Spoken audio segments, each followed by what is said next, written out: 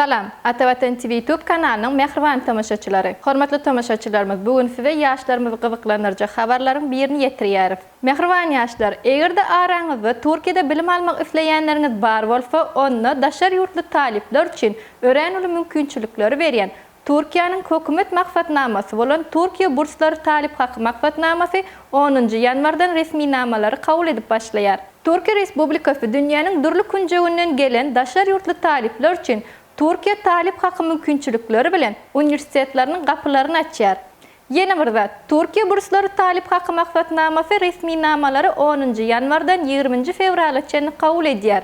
Mehribanlar, egerde siz hem Türkiýe burslary talip haky maksatnamasyny resmi namalaryňyzy tapşyrmak isleseňiz ýa-da foraglaryňyz bar bolsa, onu Türkiýanyň Istanbul şäherine ýerleşen Atavatan danışmanlyk şirketine ýüztüp bilersiňiz. Habarlaşma üçin telefon belgisi 90 532 401 71 52 862 60 52 61. Mehriban yaşlar, şu ýerde size ýene bir zat ýatladyk geçmek isleýär. Egerde siz hem daşar ýurtda bilim almak isleýän bolsaňyz, onu resmi namalaryňyzyň dogry we takyp terjime edilmegi wajyp bolup durýar. Buning üçin bolsa makul hyzmat terjime merkezine ýüztüp bilersiňiz.